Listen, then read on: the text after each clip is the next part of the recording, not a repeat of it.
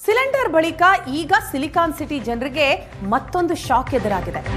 ಬೆಂಗಳೂರಿನಲ್ಲಿ ಹೋಟೆಲ್ನ ನಂತರ ಅಡುಗೆ ಎಣ್ಣೆ ಅಂಗಡಿ ಸರದಿ. ಈಗ ಹೋಟೆಲ್ಗಳಲ್ಲಿ ಗ್ಯಾಸ್ ಸಿಲಿಂಡರ್ ಸರಿಯಾಗಿ ಸಿಗ್ತಾ ಇಲ್ಲ, ಡಬಲ್ ತ್ರಿಬಲ್ ರೇಟ್ ಕೊಡಬೇಕು ಅನ್ನುವಂಥ ಹಿನ್ನೆಲೆಯಲ್ಲಿ ಹೋಟೆಲ್ಗಳನ್ನು ಕ್ಲೋಸ್ ಮಾಡ್ತಾ ಇದ್ದಾರೆ. ಮತ್ತೊಂದು ಕಡೆ ಈಗ ಅಡುಗೆ ಎಣ್ಣೆ ಅಂಗಡಿಗಳು ಕೂಡ ಬಂದ್ ಆಗೋ ಸಾಧ್ಯತೆ ಕಂಡು ಬರ್ತಾ ಇದೆ. ಬೆಂಗಳೂರಿನಲ್ಲಿ ವಾರದಿಂದ ಅಡುಗೆ ಎಣ್ಣೆ ಪೂರೈಕೆನೇ ಆಗಿಲ್ಲ. 100ರಿಂದ 200 ಬುಕ್ ಮಾಡಿದ್ರೆ 20ರಿಂದ 50 ಬಾಕ್ಸ್ ಮಾತ್ರ ಬಂದಿದೆ ಅಂತ ಹೇಳ್ತಾರೆ. ಇನ್ನು ಏಜೆಂಟ್ರನ್ನ ಕೇಳಿದ್ರೆ ಪೂರೈಕೆ ಆಗ್ತಾ ಇಲ್ಲ ಅಂತ ಸಬೂಬ್ ಕೊಡ್ತಾರೆ.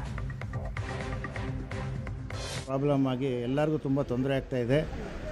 ಕೇಂದ್ರದವರು ರಾಜ್ಯದವರು ಇಬ್ಬರು ಸಹಕರಿಸಬೇಕು ಅಂತ ಸಚಿವರನ್ನ ಕೋರ್ತಾ ಇದ್ದೀವಿ. ದಿನೇ ದಿನೇ ಇದು ನಿತ್ಯ ಉಪಯೋಗಿಸುವಂಥ ಪದಾರ್ಥ ಆದ್ದರಿಂದ ಗ್ರಾಹಕರಿಗೆ ಮತ್ತು ವ್ಯಾಪಾರಸ್ಥರಿಗೆ ಹೊರೆ ಆಗದೇ ಇದ್ದಂಗೆ ಸರ್ಕಾರ ಗಮನ ಹರಿಸಬೇಕು ಅಂತ ಕೋರ್ತಾ ಇದ್ದೀವಿ. ಸಪ್ಲೈ ಕಡಿಮೆ ಆಗಿದೆ ಅಂದರೆ ಅದನ್ನು ಸರ್ಕಾರ ಅದು ಸರಿದೂಗಿಸ್ಬೇಕಷ್ಟೇ, ಅದು ನಾವಲ್ಲ, ಅಂಗಡಿಯವರು ಅಲ್ಲ. ಅಂಗಡಿಯವರು ಏನು ಮಾಡ್ತಾರೆ, ಅವ್ರಿಗೆ ಏನು ಬರುತ್ತೋ ಅವ್ರು ಕೊಡ್ತಾ ಇದ್ದಾರೆ ಅಷ್ಟೇ ಹೊರತು ಅವರೇನು ಹೆಚ್ಚುವರಿ ತರೋಕ್ಕಾಗ್ತಾಯಿಲ್ಲ. ಅವ್ರು ಹೆಚ್ಚುವರಿ ತರಬೇಕು ಅಂದರೆ ಗೌರ್ಮೆಂಟ್ ಅವ್ರಿಗೆ ಸಹಕಾರ ಕೊಡಬೇಕು. ಅವ್ರಿಗೆ ಗೌರ್ಮೆಂಟ್ ಸಹ ಕೊಟ್ಟರೆ ಅವರು ನಮಗೂ ಸಹಕರಿಸ್ತಾರೆ. ದಿನೇ ದಿನೇ ಈ ಥರ ರೇಟು ಜಾಸ್ತಿ ಆಗ್ತಾಯಿದೆ, ಅದ್ರ ಕಡೆಯೂ ಗಮನ ಕೊಟ್ಟು ಸಹಕಾರ ಕಮ್ಮಿ ಮಾಡೋದಕ್ಕೆ ವ್ಯವಸ್ಥೆ. ಇದೀಗ ಮನೆ ಮನೆಗೂ ಕೂಡ ಯುದ್ಧದ ಒಂದು ಪರಿಣಾಮ ಬೀರುವಂತಹ ಸಮಯ ಅಂತ ಅನ್ಸುತ್ತೆ. ಯಾಕಂತಂದ್ರೆ ಅಡುಗೆ ದರ ಕೂಡ ಜಾಸ್ತಿ ಆಗಿದೆ, ಅಡುಗೆಯ ಎಣ್ಣೆಯ ದರ ಕೂಡ ಜಾಸ್ತಿ ಆಗಿರ್ತಕ್ಕಂಥದ್ದು. ಜೊತೆಗೆ ಕುಕಿಂಗ್ ಆಯಿಲ್ ಸಪ್ಲೈಯಲ್ಲೂ ಕೂಡ ಸಾಕಷ್ಟು ವ್ಯತ್ಯಯ ಆಗಿರ್ತಕ್ಕಂಥದ್ದು. ಸುಮಾರು 50% ಅಷ್ಟು ಕುಕಿಂಗ್ ಆಯಿಲ್ನ ಸಪ್ಲೈ ನಿಂತು ಹೋಗಿದೆ ಅಂತೇಳಿ ಇಲ್ಲಿರುವಂತಹ ಮಾಲೀಕರು ಹೇಳ್ತಾ ಇರ್ತಕ್ಕಂಥದ್ದು. ಸದ್ಯ ನಾವು ಬೆಂಗಳೂರಿನ APMC ಮಾರುಕಟ್ಟೆಯಲ್ಲಿದ್ದೀವಿ. APMC ಮಾರುಕಟ್ಟೆಯ ಒಂದು ಆಯಿಲ್ ಸ್ಟೋರೇಜ್ ಏನಿದೆ ಅಲ್ಲಿರ್ತಕ್ಕಂಥದ್ದು ವಿಜಯ್ ಟ್ರೇಡರ್ಸ್ ಅಂತೇಳಿ, ವಿಜಯ್ ಟ್ರೇಡರ್ಸ್ನ ಒಂದು ಒಳಭಾಗದಲ್ಲಿದ್ದೀವಿ. ಇಲ್ಲಿ ನೀವು ನೋಡ್ಬೋದು, ಇವರು ಬಹಳ ವರ್ಷಗಳಿಂದ ಆಯಿಲ್ನ ಸಪ್ಲೈ ಮಾಡುವಂತಹ ಒಂದು ಕೆಲಸವನ್ನು ಮಾಡ್ತಾ ಇದ್ದಾರೆ. ಅಡುಗೆ ಎಣ್ಣೆಯ ಡೀಲರ್ಸ್ ಆಗಿರ್ತಕ್ಕಂಥದ್ದು. ದೊಡ್ಡ ಪ್ರಮಾಣದಲ್ಲಿ ಅಡುಗೆ ಎಣ್ಣೆಯನ್ನು ಇಡೀ ಬೆಂಗಳೂರಿನಾದ್ಯಂತ ಸಪ್ಲೈಯನ್ನು ಮಾಡ್ತಾರೆ. ಅದರಲ್ಲೂ ಕೂಡ ಹೋಲ್ಸೇಲ್ ದರದಲ್ಲಿ ಸಪ್ಲೈಯನ್ನು ಮಾಡ್ತಾರೆ.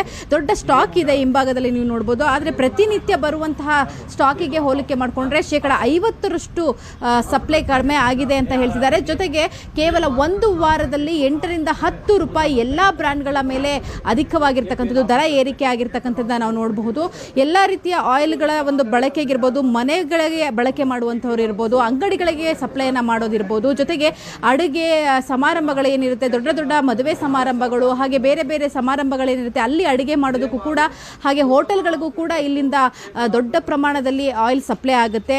ಈ ಕುಕಿಂಗ್ ಆಯಿಲ್ಗೂ ಕೂಡ ಇವಾಗ ಬಹಳ ಸಂಕಷ್ಟ ಎದುರಾಗುವಂಥ ಸಮಯ ಅಂತ ಅನಿಸುತ್ತೆ. ಯಾಕಂದರೆ ಇಷ್ಟು ದಿವಸ ಆಯಿಲ್ ದರದಲ್ಲಿ ಏರುಪೇರಾಗ್ತಿತ್ತು, ಹೆಚ್ಚಳ ಆಗ್ತಾ ಬರ್ತಾ ಇತ್ತು ಸುಮಾರು 1 ತಿಂಗಳಿಂದ.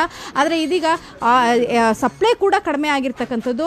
ಸೊ ಸಪ್ಲೈ ಕಡಿಮೆ ಆದಂಥ ಸಂದರ್ಭದಲ್ಲಿ ಒಂದು ಕಡೆ ದರ ಏರಿಕೆಯ ಬಿಸಿ, ಮತ್ತೊಂದು ಕಡೆ ಸಪ್ಲೈ ಕಡಿಮೆ ಆಯಿತು ಅಂತಂದರೆ ಖಂಡಿತ ಜನಕ್ಕೆ ಅಡುಗೆ ಎಣ್ಣೆಯನ್ನು ಕೊಂಡ್ಕೊಳ್ಳೋಕ್ಕೂ ಕೂಡ ಹಾಹಾಕಾರ ಬರುವಂತಹ ಸಮಯ ಇರುತ್ತೆ. ಜೊತೆಗೆ ದೊಡ್ಡ ದೊಡ್ಡ ಸಭೆ ಸಮಾರಂಭಗಳಲ್ಲಿ ಅಡುಗೆ ಮಾಡುವಂಥವ್ರಿಗೂ ಕೂಡ ಸಂಕಷ್ಟ ಎದುರಾಗುತ್ತೆ ಅಂತಕ್ಕಂಥದ್ದು.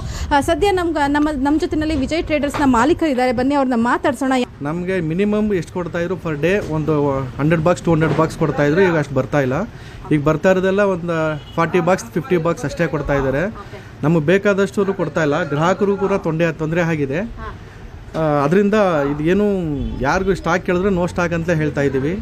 ಯಾರಿಗೂ ಬಲ್ಕಾಗಿ ಕೇಳಿದ್ರೆ ಈಗ ಮ್ಯಾರೇಜ್ ಫಂಕ್ಷನ್ವ್ರಿಗೆ, ಮ್ಯಾರೇಜ್ ಕಸ್ಟಮರ್ಗೆ, ಹೋಟ್ಲವ್ರಿಗೆ, ಮತ್ತು ಯಾರಿಗೂ ಕ್ಯಾಟ್ರಿಂಗ್ನವ್ರಿಗೆ ಅವ್ರಿಗೆಲ್ಲ ಐಟಮ್ ಸಿಗ್ತಾ ಇಲ್ಲ.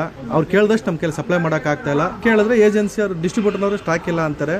ಡಿಸ್ಟ್ರಿಬ್ಯೂಟರ್ ಏಜೆನ್ಸಿ ಇದು ಕಂಪನಿಯವ್ರು ಕೊಡಲಿಲ್ಲ ಅಂತ ಸ್ಟಾಕ್ ಕೊಡಲಿಲ್ಲ ಅಂತ ಹೇಳ್ತಾರೆ. ಸದ್ಯ ಇಲ್ಲಿರುವಂತಹ ಮಾಲೀಕರು, ಡೀಲರ್ಸ್ ಹೇಳೋ ಪ್ರಕಾರ ಯಾವುದೇ ಕಂಪನಿಗಳ ಆಯಿಲ್ ಕೂಡ ಸಪ್ಲೈ ಆಗ್ತಾ ಇಲ್ಲ ಅಂತಕ್ಕಂಥದ್ದು. ಕ್ಯಾಮ್ರಾ ಪರ್ಸನ್ ದೀಪಕ್ ಜೊತೆ ರಕ್ಷಾ, ಏಷ್ಯಾನೆಟ್ ಸುವರ್ಣ ನ್ಯೂಸ್, ಬೆಂಗಳೂರು.